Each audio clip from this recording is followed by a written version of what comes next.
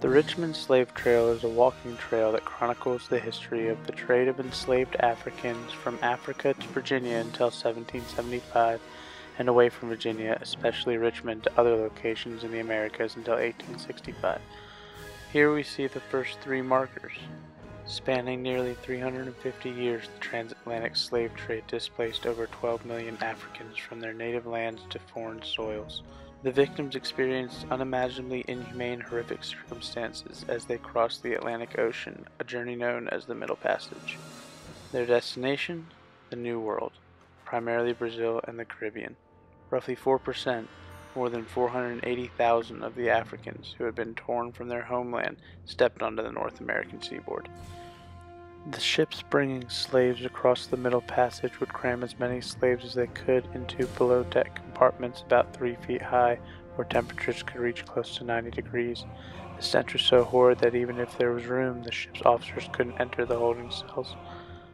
When finally off the ships, the women were merely tied together with a rope around their neck. But for men, a strong iron collar was closely fitted by means of a padlock around their necks. A chain around 100 feet long was passed through the hasp of each padlock.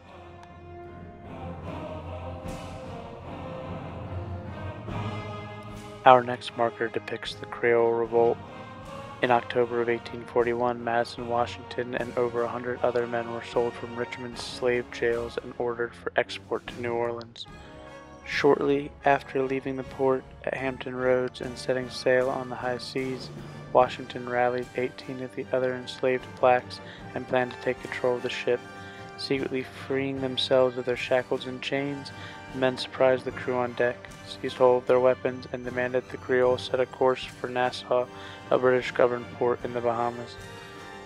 Upon reaching their destination, all of the enslaved people on board the Creole were set free, despite the outcry of American slaveholders, including Robert Lumpkin, who had lost their investment. After a decade of dispute and the issuance of the Webster-Ashburn Treaty, assuring the British would not interfere in similar cases in the future, the Joint Anglo-American Commission awarded $110,000 to the slave owners, finally closing the case.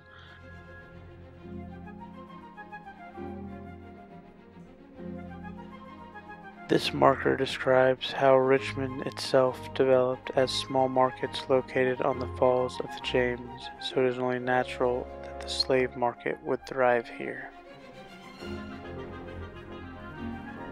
The following two markers depict the change that begins to occur in the Americas as the importation of African slaves begins to dwindle.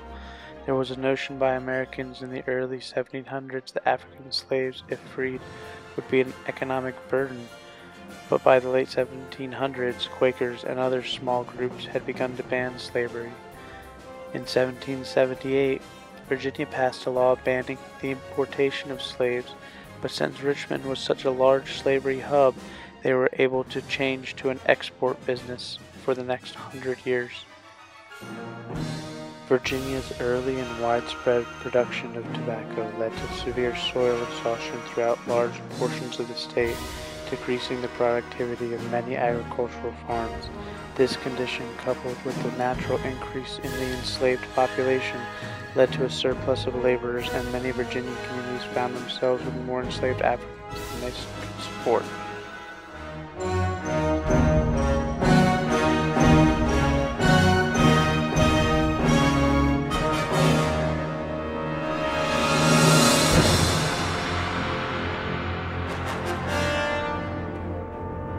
Enslaved Africans were forced to walk along these river banks and into nearby cities, including Richmond, for further sale. As we finish moving along the south bank of the James River, we finish citing the accounts that focus on the brutal experience of the enslaved Africans exported as human cargo to foreign lands, and begin to recite the story on the north side of the river, speaking to the noble courage and the steely resilience of enslaved Africans in the United States who fought for their freedom in episodes such as the Creole Revolt. Passing the transitions marker, we begin heading down the Mayo Bridge.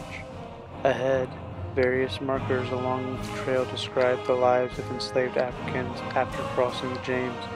Beyond the northern banks of the James was the community of free and enslaved black people who contributed considerable strength to building the capital city through the days of prosperity and peril. Much different than the concrete and steel bridges we see today, the earliest version of the Mayo Bridge was little more than a series of rickety pontoons tied together by wooden planks. The first three bridges were no match for the swirling floodwaters of the James, and by 1802 John Mayo found himself faced with the task of building the fourth iteration of the Mayo Bridge. To do this, he relied on a workforce often available for large-scale construction projects, a group of free and enslaved, black and white, local and regional workers contributing brute muscle as well as highly skilled craftsmanship. The use of arms marker depicts how slave labor was used to build the fortifications, work the factories, quarry the mines, fix the railroads, defend the harbors, tend the urban areas, and even serve as soldiers for Richmond.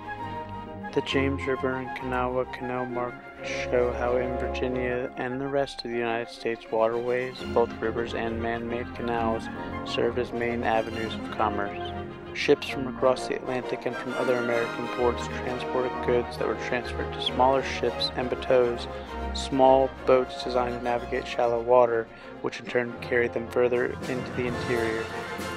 Henry Brown, later known as Box Brown, was a slave who boxed himself up with the help of a white shoemaker and mailed himself to an abolitionist in Philadelphia. He did this after his wife and 3 kids were sold in 1848. Spent 27 hours in the box. Here in Shaka Bottom were several auction houses, typically selling human goods, along with corn, coffee, and other commodities. Some sales were part of a larger business. Other auctioneers dealt exclusively in slaves. Most slave commerce was concentrated in a roughly 30-block area bounded by Broad, 15th, and 19th Street.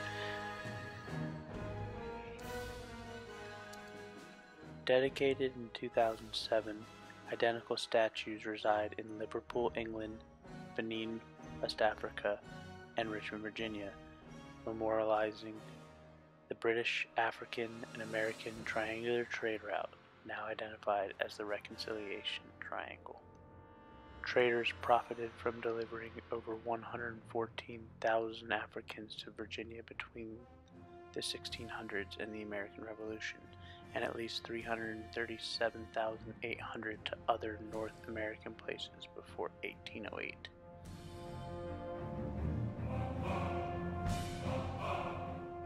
The triangle extended between Liverpool and other large British cities, Benin and other West African kingdoms, and Virginia and other North American colonies and states.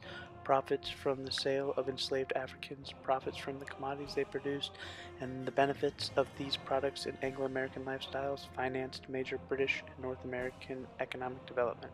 Established in England in the mid-1700s, the Grand United Order of Oddfellows began a philanthropic organization that welcomed both white and black membership. The American chapters sadly did not honor their African American membership and denied all black or mixed race. Lumpkin's Jail, owned by Robert Lumpkin, who maximized profits in his compound by including lodging for slave traders, a slaveholding facility, an auction house, and a residence for his family. A port city with water, ground, and rail connections, Richmond was linked to the slave-buying markets such as Charleston and New Orleans. Enslaved Africans referred to Lumpkin's Jail as the Devil's Half-Acre, reflecting the despair and anger of people separated forever from their families. However, Mary Lumpkin, a black woman who was Robert's widow, boosted post-Civil War black education when, in 1867, she rented the complex to a Christian school, which evolved into Virginia Union University.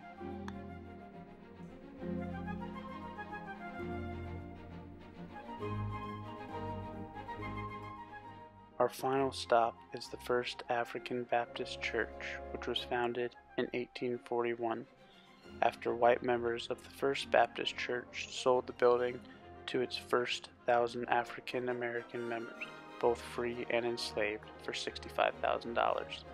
Although law required a white minister, Enslaved and free African deacons and other church officers administered community matters as well as church affairs.